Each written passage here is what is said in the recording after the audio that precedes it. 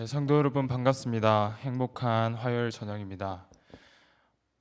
네, 지금 밖에 오시다 보셨겠지만 벚꽃이 핀 것을 보실 수가 있습니다. 오늘 요즘 날씨도 따뜻하고 한데 성도분들의 또 오늘 참석해 주신 점 감사드립니다.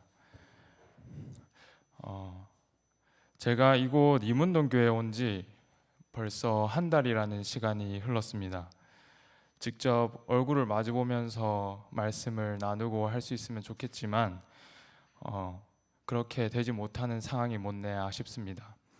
하루빨리 여러분 모두를 만나서 또 함께 인사 나누고 말씀을 전할 수 있는 시간이 오기를 바랍니다. 네, 성도 여러분, 혹시 제가 첫 시간에 어떻게 저를 소개했는지 기억하시나요? 어떻게 저를 소개했었죠?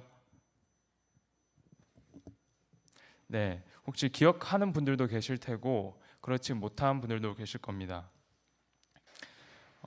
제가 첫 시간에 저는 장로교회에서 신앙을 하다가 이곳 재림교회로 오게 됐다고 말씀을 드렸는데요. 저희 아버지께서는 장로교 목사님으로 20년간 목회를 하셨고 또 저희 어머니께서는 함께 아버지를 도와서 사모님으로 봉사를 하셨습니다. 또 쌍둥이 형제인 제 형은 저와 함께 모태신앙으로 신앙을 했고 저는 장로교회를 다니면서 목사님의 교육 아래 신앙생활을 했었습니다. 그렇지만 저는 부모님의 바람대로 신앙을 한 아이는 아니었습니다.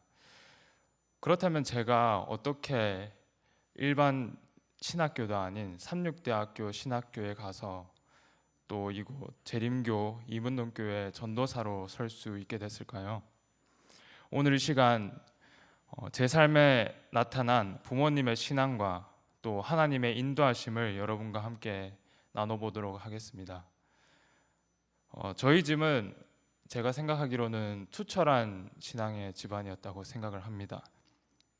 한 번은 제가 교회 가기 싫다고 아파 죽겠다고 엄살을 피운 적이 있었는데 부모님께서 그런 저를 보시며 교회는 갔다 와서 아파 죽으라고 하셨던 생각이 납니다. 저의 신앙에 있어서는 엄하게 교육을 받았었습니다. 그래서 저는 초등학교 때 빠지지 않고 여름 성경 학교를 참석했었는데요.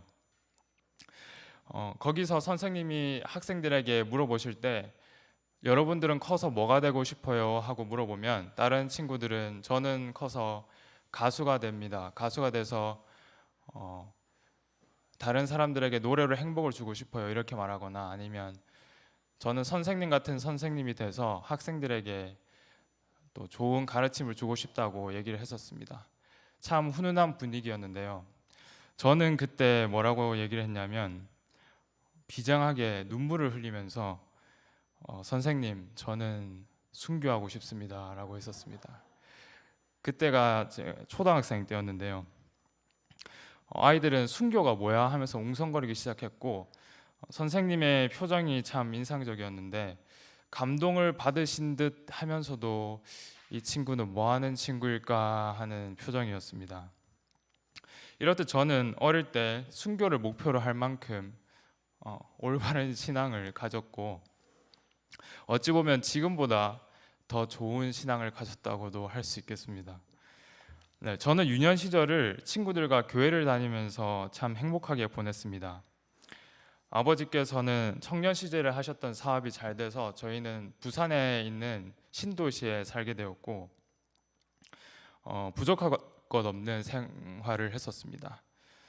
또 토요일에 학교를 갔다가 마치고 오면은 교회에 있는 형 누나들과 동생들과 함께 이곳저곳 놀러 다니기도 했고 또 일요일이 되면은 주일학교에 참석해서 성경 공부를 함께 하기도 했습니다. 그런데 제가 초등학교 4학년이 될 때 저희 집안 환경이 어려워지면서 가족이 이사를 하게 되었습니다. 처음 이사간 집에 도착을 했는데 그 음산한 느낌과 또 키키한 냄새 때문에 적응하기가 참 힘들었었습니다. 또한 그곳은 이전에 있던 천사 같은 형, 누나, 동생들이 있던 곳이 아니라 좀 질이 안 좋은 친구들이 있는 동네였습니다. 전학 간 첫날엔 옆반에 있는 초등학생 일진 친구들이 저에게 찾아와서 야, 너 좀 싸움 좀 하냐 이러면서 시비를 걸기도 했었습니다.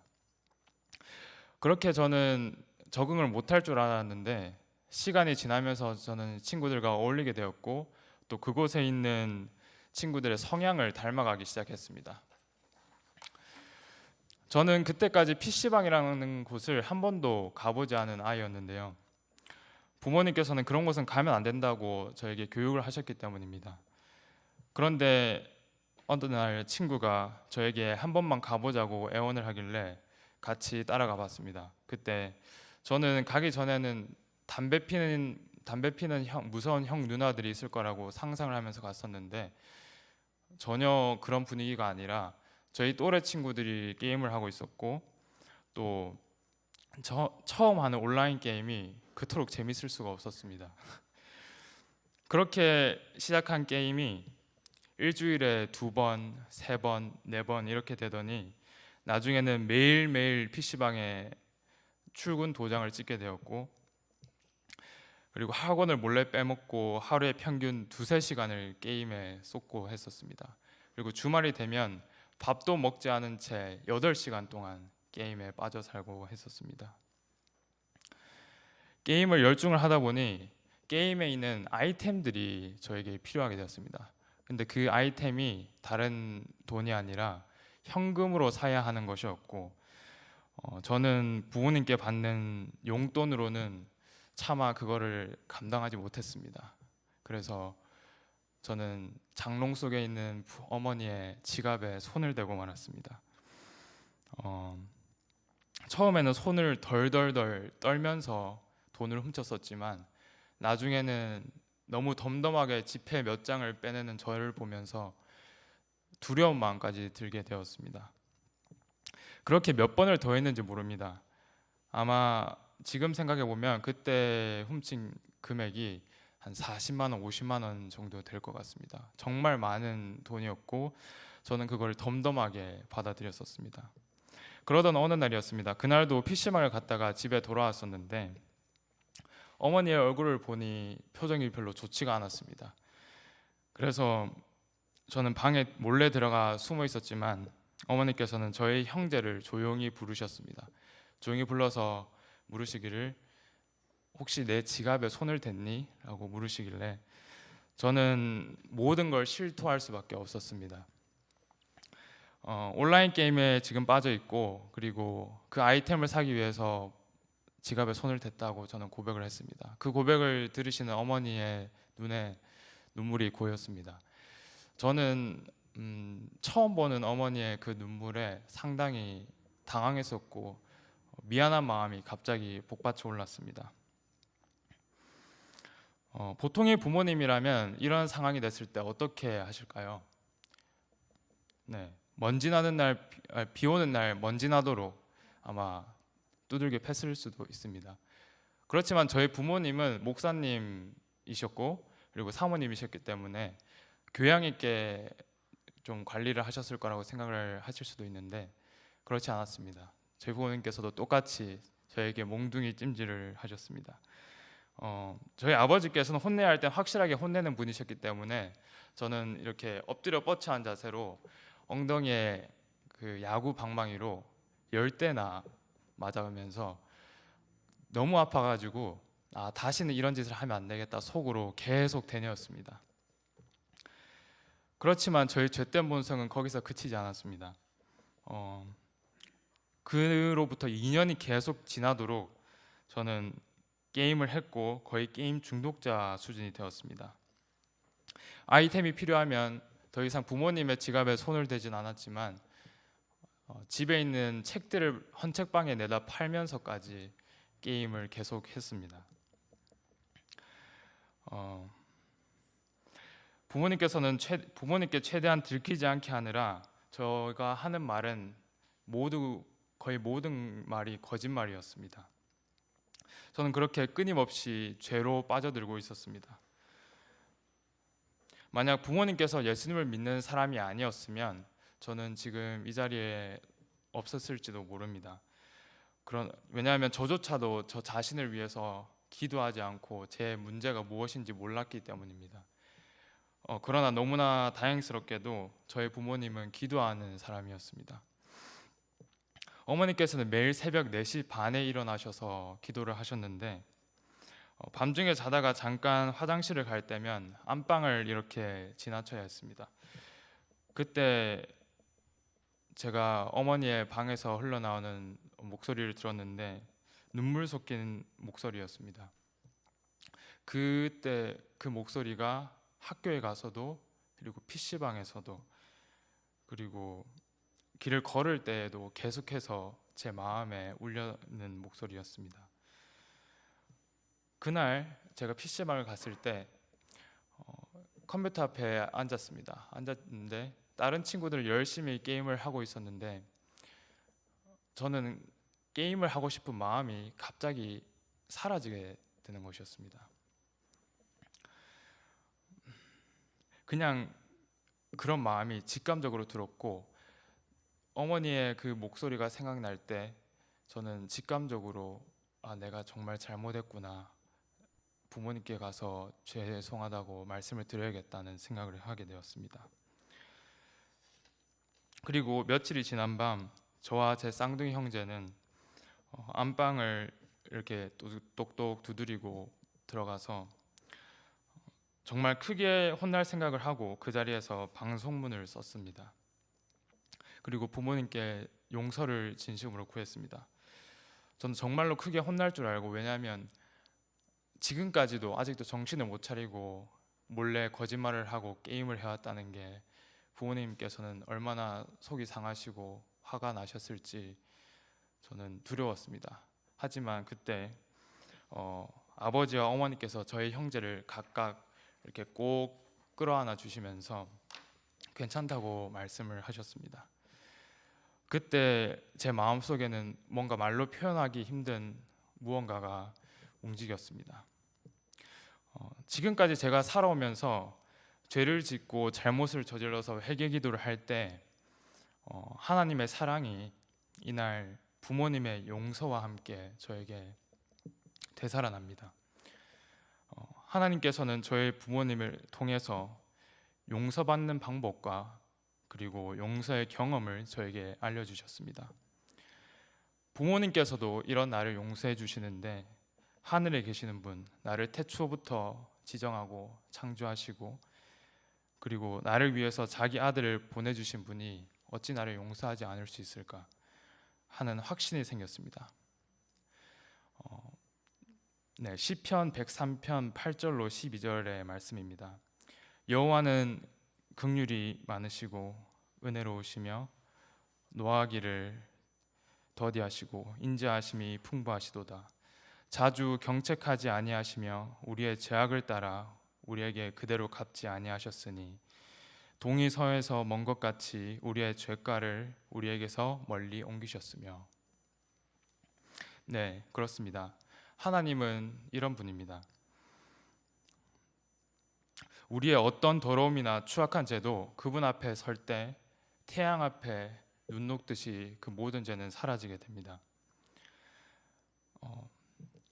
제가 그 이후로도 계속해서 죄를 짓고 지금 이렇게 전도사로 생활을 하면서도 죄된 본성을 버리지 못하고 있지만, 그럼에도 두려워하지 않는 것은 그런 하나님께서 저와 함께 하시고 그리고 저의 죄를 용서하는 분임을 그때 부모님의 용서를 통해서 경험했기 때문입니다. 저는 그날 이후로 더 이상 나를 사랑하시는 예수님의 눈에 그리고 부모님의 눈에 눈물이 흐르게 하고 싶지 않게 되었습니다. 그 이후로 저는 게임을 서서히 멀리하게 되었고 중독 증상에서 자연스럽게 벗어나게 되었습니다. 계속 남아있던 도벽 증상도 어느 순간 저에게서 사라져 버렸습니다. 이 모든 것이 하나님의 은혜임을 지금 감사드립니다. 그리고 저로 하여금 신앙의 올바른 길을 걸어가도록 이렇게 부모님께서 인도해 주셨지만, 저는 우리 가족에게 불만인 것이 어렸을 때부터 하나 있었습니다. 그것은 바로 가족 식구와 함께 밖에 나가서 외식을 하지 못한다는 것이었습니다. 저희 어머니께서는 선천적으로 약한 소화기관을 가지고 태어나셨습니다. 정확한 병명이 있진 않지만 병원에서는 그것을 과민성 장 증후군이라고 부르고 있었습니다. 어머니는 항상 어디를 가실 때마다 자기 도시락을 싸서 다니셨고, 그리고 저희가 아침마다 한 식탁에서 먹을 때에도 저와 아버지 그리고 제 쌍둥이 형과 다른 음식을 항상 드셨습니다.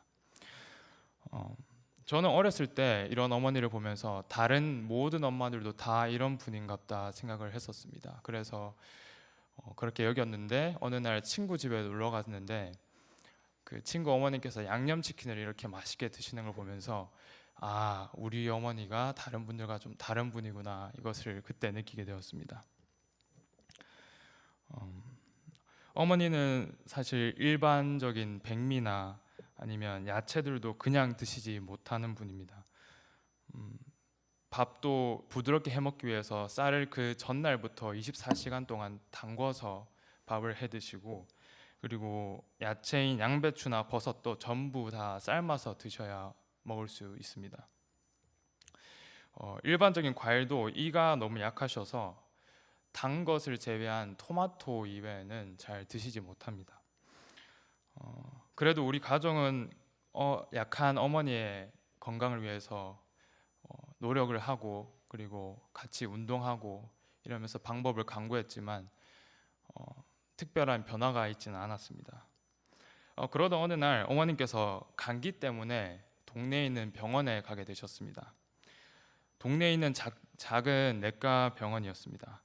어머니는 데스크에서 등록을 마치고 프론트 옆에 있는 대기 의자에 앉아서 옆에 있는 책자를 한번 꺼내보게 되셨습니다. 그때 읽게 된 책이 바로 이곳 시조사에서 발행하고 있는 가정과 건강이라는 잡지였습니다. 그 병원이 재림교인 분께서 운영하는 곳이 아니었음에도 불구하고 그런 책자가 있었다는 게 지금도 신기할 따름입니다. 어머님께서는 진지하게 그 책을 읽으셨고 특별히 화입 부인의 건강 기별과 그리고 창세기에 있는 씨 맺는 채소와 열매 맺는 과일이라는 걸 보면서 정말 이런 말씀이 성경에 있다는 것에 정말 놀라셨다고 하십니다. 진료가 끝나고 어머니께서는 병원에 잡지를 집으로 가지고 되냐고 여쭤보셨고 집에 오신 다음에 그 책을 몇 번이고 읽으셨습니다. 그간 수백 번을 읽은 성경에서 우리가 먹어야 할 것을 분명히 알려주고 있다는 사실이 어머니의 생각을 완전히 달라지게 했습니다. 어머니는 그 길로 이상구 박사의 뉴스타트 센터에 들어가서 강의를 듣게 되셨습니다. 처음에는 정말 열심히 어머니께서 강의를 들으시는 듯 했는데 또 어느 순간부터는 강의를 듣지 않으셨습니다. 왜 그런지 보니까 강의 중에 안식일이라는 내용이 나오게 되었었습니다. 안식일은 줄곧 일요일이라고 믿어왔는데 토요일이 안식일이라고 하시니 어머니는 적잖이 당황했습니다. 장로교에서 이단이라고 하는 곳의 내용을 계속해서 들어야 할지 끊임없이 고민을 하셨는데 그렇지만 건강에 대한 정보가 필요하셨고 어머니께서는 이상구 박사의 교리적인 내용이 아니라 건강에 대한 내용만 들어야겠다 생각하시고 강의를 계속 시청하셨습니다. 그렇게 다시 듣기 시작하셨는데 듣다 보니 십계명에서 말하는 제7일 안식일이 왜 첫째 날 일요일로 되었을까 하는 의문을 품게 되셨고 그리고 다른 내용들도 궁금해지기 시작했습니다. 그렇게 어머니는 강의를 계속해서 들으셨고 아버지에게 나중에는 권하게 되었습니다. 처음에는 아버지께서도 이런 거는 들으면 안 된다면서 어머니에게 강권하셨고 요구하셨지만 어머니의 계속된 기도와 요구로 아버지께서도 점점 어머니께서 가졌던 질문에 대한 똑같은 것을 가지게 되셨고 나중에는 유튜브를 찾아보게 되셨습니다. 그곳에서 김대성 목사님의 요한계시록 강의와 그리고 다니엘서 강의를 또 보게 되셨습니다. 장로교에서 이야기하는 예언서 해석과는 다른 관점이었기 때문에 저희 부모님에게는 여러 교리적 부딪힘이 있었습니다. 그렇지만 저희 부모님께서는 안식일 교리와 그리고 건강 기별만큼은 분명하게 받아들이시고 인정하게 되셨습니다. 이 순간부터 저희 가족은 토요일에 가정 예배를 드리게 되었습니다. 더 이상 일요일에 예배를 드리지 않고 토요일에 예배를 드리게 되었고, 이때 아마 아버지께서 목회를 하고 계셨다면 이런 선택이 엄청 힘드셨을 테지만 아버지께서는 이때부터 목회를 관두시고 지역 아동센터를 운영하시면서 어린이 사역을 하고 계셨습니다. 아마 이런 일이 아니었다면 안식일에 예배를 드리는 선택조차 힘들었을 것입니다. 저희의 또 식탁 또한 변해지게 되었습니다. 생선과 해산물 그리고 고기가 더 이상 나오지 않게 되었고, 현미밥과 콩 그리고 다양한 야채가 그 자리를 대신했습니다. 처음에 저는 예배일이 하루 당겨진 것도 모자라서 이 식탁이 바뀌게 되는 걸 보면서 정말 짜증이 났었습니다. 안 그래도 제가 고등학교 1학년 때 항상 한창 클 나이에 뭘 먹어도 다 먹는데 이 심심한 야채들을 먹게 되니 부모님께 여간 불만이 있는 게 아니었습니다. 그런데 그런 불만이 있음에도 불구하고 계속 그 음식들을 먹게 되니 제 몸에 건강해지는 변화를 저도 보게 되었고, 그리고 무엇보다 어머니께서 건강이 달라지는 걸 보면서 저는 성경이 말하는 음식을 먹어야 하는 게 옳구나라는 생각을 하게 되었습니다. 부모님은 자연 건강식의 놀라움을 몸소 체험하셨고 이 식단을 주변 지인들에게도 알리기 원하셨습니다. 장로교회는 음식에 대한 정확한 기별이 없기 때문에 무분별한 식사와 생활 습관으로 고통받는 사람들이 많이 있습니다. 그런데 사람들에게 알리기 위해서는 보다 체계적인 정보가 필요했고 이것을 찾기 위해서 부모님은 재림교 건강기관을 수소문하기 시작하셨습니다. 그렇게 발견하게 된 곳이 저기 전남에 있는 베델 수양원이라는 곳이었습니다. 때마침 여름방학이었기 때문에 저희 가족은 그곳에 며칠간 묵게 되었습니다. 저는 처음에는 거기도 정말 가기 싫었습니다. 왜냐하면 꿀 같은 방학이었고 그런 산골짜기에 내려가 저희 방학을 보내야 한다는 게 그것도 납득이 가지 않았습니다. 하지만 지금까지 부모님의 말씀대로 해오면서 보게 된 변화를 보면서 이번에도 한번 순종을 해보자 하는 마음으로 함께 내려가게 되었습니다. 베델에 도착해서 먹은 첫 식사가 아직도 기억이 나는데 견과류 국과 싱싱한 과일들이 나왔었습니다. 정말 맛있게 먹었고 또한 그곳에서 보고 들은 만드신 분이 고치신다라는 최찬순 집사님의 또 강의가 저에게는 참 은혜롭게 다가왔었습니다. 부모님께서는 최 집사님께 부탁해서 음식 레시피들을 받으셨고 또 환자를 치료하는 많은 방법들을 그분으로부터 배우셨습니다. 그저 나오는 음식을 먹고 휴식하는 다른 사람들과는 다르게 저희 부모님께서는 정말 열심히 그 정보들을 습득하셨고 이런 모습이 신기했는지 어떤 집사님 부부가 찾아오셔서 이야기를 나누고 싶다고 하셨습니다. 알고 보니 이분들도 부산에 살고 계신 분들이었고 또 그분께서는 저희에게 자기들이 다니는 36 부산 병원교회에 나오는 게 어떠냐라고 저희 가족에게 말씀하셨습니다. 생각해보니 그곳은 저희 집과 10분도 안 되는 짧은 거리에 있는 곳이었습니다. 그래서 저희는 집으로 돌아온 그 주부터 저희 가족이 다 같이 그 병원교회에 출석하게 되었습니다. 그리고 그곳에 계신 목사님과 함께 온 가족이 침례 공부를 시작하게 되었습니다. 저는 침례 공부를 했지만 이것을 하면서 재림교의 기별과 가르침을 전부 다 받아들이지는 못했습니다. 왜냐하면 제가 그 전부터 장로교회에서 배워온 어떤 교리들과 또 가르침들이 있었기 때문에 그 부딪힘들이 작지는 않았기 때문입니다. 그렇지만 교회를 다니면서 느낀 것은 재림교인들이 저희 일요일 교회 분들과는 다르게 성경 말씀을 진심으로 묵상하고 그리고 정말 진정성 있게 그리고 진지하게 삶을 대한다는 걸 알게 되었습니다. 그렇게 되면서 저와 저의 가족들은 한날 한시에 침례를 받게 되었고 그렇게 재림교인이 되었습니다.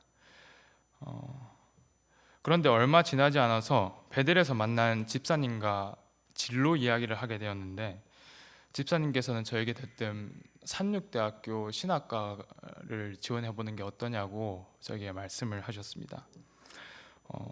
저는 목사라는 꿈을 초등학교 때 이후로는 잊어버린 지 오래였습니다. 집이 여유로운 환경이 아니었기 때문에 목사보다는 돈을 더 많이 벌 수 있는 사업가가 되고 싶었습니다. 목사는 돈을 별로 벌지도 못하고 또 많이 벌어서도 안 되는 직업이라는 것을 저희 아버지를 통해서 계속해서 봐왔었기 때문에 저는 목사라는 직업을 별로 원하지는 않았습니다. 그래서 당시에는 경영학과를 준비하고 있었습니다. 교회를 다니는 건 좋지만 목회자가 되는 것은 제 삶에 마이너스가 된다고 생각을 했습니다. 저는 집사님의 그 말을 한 귀로 듣고 한 귀로 흘리게 되었습니다. 그렇게 고2 겨울방학이 되었고 그때 이제 고3이 곧 될 시점이었기 때문에 온 가족이 함께 모여서 진로에 대한 이야기를 나누게 되었습니다. 그때 어머니께서는 저에게 앞으로 무엇을 할 거냐고 물으셨고 저는 사업가가 되어서 돈을 많이 벌어보겠다고 말했습니다. 어머니는 그 돈을 그러면 어떻게 사용을 할 건데? 라고 다시 되물으셨고 저는 그 돈을 많이 벌어서 하나님의 사업에 사용을 할 것이고 그리고 어려운 사람들에게 나눠줄 거라고 말했습니다. 그러나 이렇게 말하면서도 저는 남에게 나눠주고 하는 것보다는 부유해지고 그리고 유복한 삶을 살고자 하는 욕망이 크다는 것을 스스로 알고 있었습니다. 저는 이미 앞으로 살 집과 타고 다닐 차를 그때 이미 선정을 해놨습니다. 네. 이때 어머니께서 제 눈을 보면서 말씀을 하셨습니다. 현아, 너는 무엇을 위해 사는지 한번 생각을 해봐야 된다. 네가 지금 바라는 것은 결국에는 썩어 없어질 것들이다. 성경의 솔로몬 왕도 그랬고 중국의 진시 왕도 그랬고 그리고 미국의 빌 게이츠도 그렇게 될 것이다. 이 사람들 모두 세상의 부와 명예는 다 가졌지만 결국 죽었고 죽게 될 것이다. 그들이 소유했던 것은 더 이상 그들의 것이 아니다. 따라서 네가 바라는 것 역시 영원한 것이 아니다. 이 유한한 삶에서 네가 할 수 있는 가장 가치 있는 것은 영원한 것을 추구하는 삶을 사는 것이라고 어머니께서는 저에게 말씀을 하셨습니다. 영원한 게 무엇이라고 말하는지 성경에서 한번 찾아봐라. 성경에서는 풀은 마르고 꽃은 시들지만 하나님의 말씀은 영원하다고 말한다. 하나님의 말씀을 위해서 한번 살아봐라. 이 말을 듣는데 제 머리가 정말 멍해졌습니다. 제가 지금까지 가치 있다고 생각했던 것이 사실 제 욕심이었고 결국에는 썩어 없어질 것이라는 것을 그때서야 느꼈습니다. 저는 다시 제 장래에 대해서 고민을 하게 되었고 그리고 신학과에 가야겠다는 결심에 이르게 되었습니다. 결국 그의 공부를 해서 합격을 하게 됐고 지금은 목회를 꿈꾸는 신학과 3학년으로 학교를 다니고 있습니다. 이렇게 저의 신앙과 제 삶은 부모님의 영향을 참 많이 받았습니다. 저는 감사 기도를 할 때마다 빠지지 않고 드리는 기도가 있는데요. 그것은 지금 저의 가족을 제 가족으로 만들어 주신 하나님께 감사한다는 기도였습니다. 다른 것이 감사한 게 아니라 이분들이 저로 하여금 하나님을 알고 사랑할 수 있게 해주었기 때문입니다. 요즘 저희 부모님께서는 몸이 아픈 분들, 주변에 몸이 아픈 분들을 위해서 건강식을 알려주고 또 하나님의 말씀을 전하고 있는 일을 하고 계십니다. 벌써 치유가 됐다고 연락이 오고 있는 상황입니다. 저는 앞으로 개신교에 있는 암이나 당뇨로 고통받고 있는 분들을 위해서 건강 사역을 계속해서 해나갈 생각입니다. 그분들에게 하나님의 말씀을 가르쳐 주시고 그리고 재림교회 기별을 전해주면서 앞으로 제 목회 생활을 지금 꿈꾸고 있습니다. 그렇게 된다면 저희 가족과 같은 처지에 있는 많은 분들이 아마 진리를 찾아서 이곳으로 올 수 있지 않을까 소망을 두고 있습니다. 네. 마지막으로 성경 한 구절을 읽고 마무리하도록 하겠습니다. 여호수아 24장 15절입니다. 만일 여호와를 섬기는 것이 너에게 좋지 않게 보이거든 너의 열조가 강 저편에서 섬기던 신이든지 혹 너희가 거하는 땅 아모리 사람의 신이든지 너희 섬길 자를 오늘 택하라. 오직 나와 내 집은 여호와를 섬기겠노라. 이 말씀이 오늘 이문동교회 모든 가정 위에 임하시길 간절히 바라면서 오늘 저의 간증을 마치도록 하겠습니다. 지금까지 들어주셔서 감사드립니다.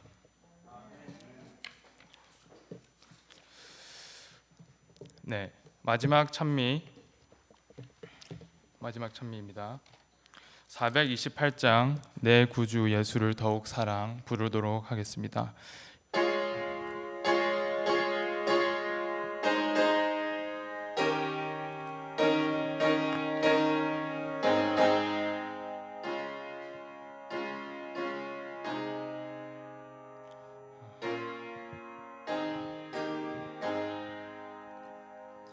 내 구주 예수를 더욱 사랑 엎드려 비는 말 들으소서. 내 진정 소원은 내 구주 예수를 더욱 사랑 더욱 사랑. 세상의 쾌락이 좋았으나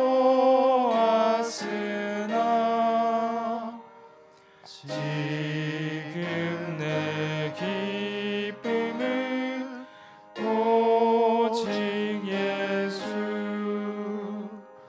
내 진정 소원은 내 구주 예수를 더욱 사랑 더욱 사랑. 이 세상 떠날 때 찬양하고 숨질 때 하는 말 이것일세. 내 진정 소원은 내 구주 예수를 더욱 사랑 더욱 사랑. 기도하시겠습니다. 감사하신 하나님 아버지, 오늘 이 시간 당신의 종을 통해서 말씀해 주시니 감사합니다. 하나님께서 저를 이곳으로 부르셨고 또 제가 그것에 순종하며 나아가길 원합니다. 하나님, 저의 가족을 이곳으로 인도해 주심에 감사를 드리고 또한 제가 앞으로 살아가면서 이 말씀이 필요하고 또 갈급하는 영혼들에게 이 말씀을 전할 수 있는 목회자가 되길 수 있기를 도와주시옵소서. 하나님, 이 순간도 많은 사람들이 암이나 또 여러 질병으로 고통을 당하고 있으며 또 말씀의 부족으로 영적인 아픔을 겪고 있습니다. 주님, 그러나 그들에게 전할 말씀, 이 말씀을 가진 사람들이 부족한 상황입니다. 하나님께서 이 사람들을 준비해 주시고 또한 하나님께서 빚어 주시기를 간절히 바랍니다. 하나님, 오늘도 당신의 은혜 속에서 모인 성도분들에게 복을 주시고 또 돌아가는 발걸음에 하나님께서 함께하여 주시옵소서. 이 모든 말씀 저희를 사랑하시는 예수 그리스도 이름으로 기도드립니다. 아멘.